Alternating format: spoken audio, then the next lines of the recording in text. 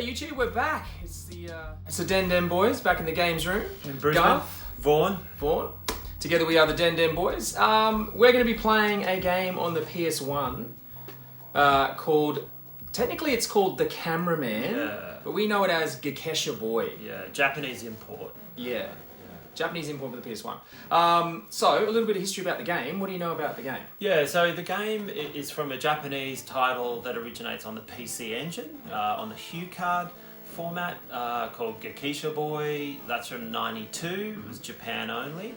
That would then see a sequel almost 10 years later, Gekisha Boy 2 on the PlayStation 2, 01. Yep. And that takes us to today's game, which is, The Cameraman or Gekisha Boy.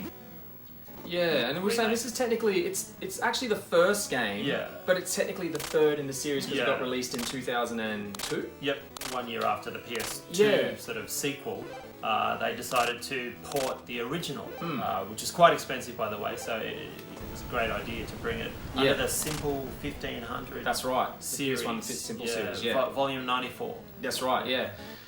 So I guess we talk about where we got it from. So we have searched for this game a lot of times in Japan on our trips and never found it in the wild until this trip. My last trip to Japan, I put it on my last video when I went over there without you. I found it in Nakano Broadway. Behind the glass. Behind the glass, yeah. And the only reason I saw it was because of the actual spine. Like I knew the Simple series, and I saw the '94. Yeah, because it's a generic sort of cover. It's just like a camera. Yeah, you wouldn't even know anything from the cover. But and actually, it wasn't behind the glass. It was actually in one of those like hard lock cases that they have to sort of screw open to get you to have it before that. But it was on the shelf, and it was about $84 or something like that. So. I mean, I didn't care the price. I snapped it up because it was just sitting in the wild. I had to have it. Yeah. So I've owned the original PC Engine game for some years, and Garth's been on the lookout.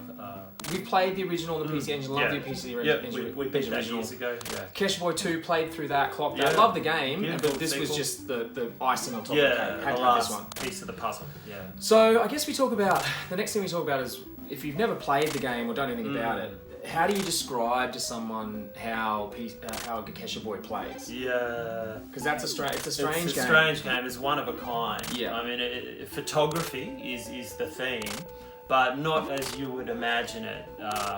You're a young cameraman for a newspaper. It's a 2D sort of almost platforming sort of game, well, without the platforms. Yeah, walking from.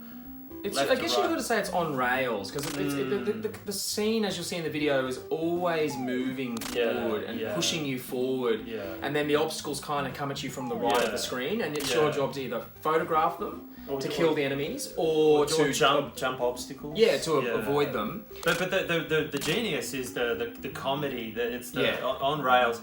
There's all sorts of crazy stuff happening in the background, stuff from movies, stuff from pop culture. Very Japanese stuff as well. No licenses were adhered to that they just grab, borrow.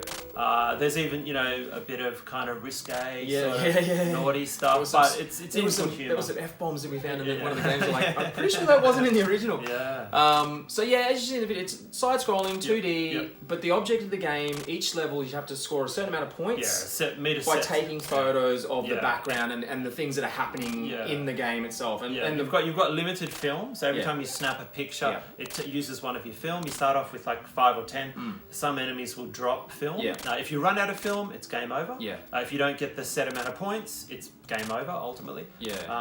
And I guess the thing is too, there's so much to photograph, and you can kind of get overwhelmed with taking photos of everything, but then you waste your film. Some things are worth more than others. So you start to realise that there's the money shots. The certain characters will do certain actions, and when you capture them in that action, that's worth more.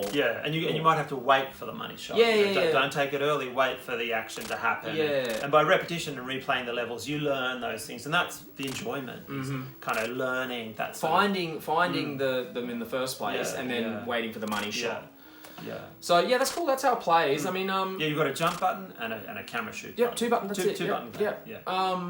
Well, I guess we get into pros and cons then. So, what do you love about the game? I mean, clearly we love it. Well, yeah, it's like what's not to love? I mean, it's such a unique concept. There's nothing like it. It's definitely original. It plays beautifully. at first you think, how are you going to connect with this? But it becomes natural quite fast. Yeah. And it's good. It's a good spectator game too, because someone can be spotting the funny stuff happening. Yeah, and stuff you can't see because you're in the hectic sort of helter skelter of the stage, and someone go, oh, there's a ET flying across the moon. I never saw that. So take a photo of that, and then you get that's the money shot for that stage. And not spamming generally the camera button, because you'll run out of film fast. So you got to sort of take those pictures carefully.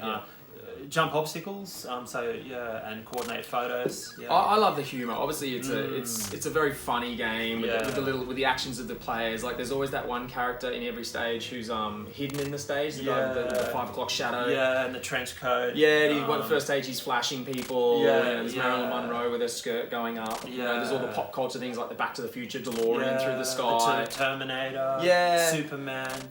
Planes crashing. Yeah, and stuff. taking photos of windows. And then someone throwing like vases at you and things like that. It's very pop culture, but it's very funny at the same time. So I really enjoy the humour in it. I guess, what else do we like about it? It's got a good little soundtrack. I do like the soundtrack. It goes with the game. The art style, it's a comical sort of comic book art style. Yeah, with the way you animate it's a good choice for the game. And just the high score format. It's like a high score arcade style game. So there's replayability to go back into those levels. So much you could miss, things you can combo, things you might have missed. Totally. And you pick things up. You can play a level 10 times and discover, oh look, there was a person there that did this. Didn't get that shot last time. In the window, Now, the selling point of this one, talking about replayability, we actually played through this twice because the important thing to remember with this version of the Cameraman port, is that it is an enhanced port, but also they've added an extra stage. Yeah. So the last stage is new in the baseball field. That was really cool. Yeah. It was like a real spam fest. They gave you so much film. Yes. It was almost like a thank you for buying the game. Yeah. And also, the thing that wasn't in either of the two other games was a two-player mode. Two-player mode that you unlock once you beat the whole game. Absolutely. So there was a reward for beating the game. Yes, a real incentive. That extra level, the two-player mode, and you can save that and then replay levels in two-player, which adds a whole other dimension It's to a the very game. different way to play the game. We sort of struggled with a little bit playing two players because as one person takes their photos, it sort of stops the other person from taking. It freezes the game essentially. It's a snapshot. And you share the film too. That's right. So it's teamwork's the order of the day, but dividing and conquering too. But some of the stages worked really well. Like they were almost designed for two players. Like one person could, like one of us would. The Western stage. Yeah, one of us would follow the skyline and take photos of all the cool happening things. Like remember the amusement park? And there's a lot of stuff happening in the sky. Yeah. And there's also a lot of stuff happening on the ground level. So if you're trying to do two as one player, it gets a bit too much. But as two players, like I'll just follow the sky, you just follow the ground, and we just you click with that. It's beautiful. Yeah, that high score just got knocked out of the park. Yeah, and every now and then there'll be a scenario where you can spam the camera button. Every so often, and that's amazing. Like when you find that you can just spam and it's dropping film and the score's racking up. And there was one sequence in the baseball stage where we must have tapped like 200 times or something, and it's just like cha-ching, cha-ching, cha-ching. What's the carpo tunnel we made from taking photos? Tapping away. Yeah, that was really cool. I mean, that whole bonus stage was cool. A new soundtrack on that one, and you could sort of tell that it was a enhanced soundtrack rather than the 8-bit soundtrack. Yeah, and look, pound for pound, side by side with the PC Engine game, they'd be hard to tell apart. Apart from the two-player mode and the bonus level, it's very faithful to the PC Engine port. We couldn't really fault it.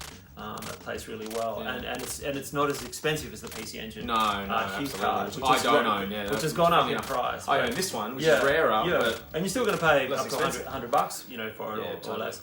But it's the same game with more, and an essential part of the trilogy. Yeah. Is there anything we missed, or we just get onto our thumbs up, thumbs down? Like, are you recommending this? A must buy? Oh, absolutely. Yeah, recommending it. As this a must version? Buy. Yeah, I think any version of the game you can get your hands on, you won't go wrong. The PS2 version we'll have to review one day too. It's a beautiful experience. They added a lot in the PS2 version, but I guess if you can get this one, like it's hard to find. But if you can get this is cheaper than the PC Engine. Yeah, and start with the original first, whether it's be the PC Engine or the PS1.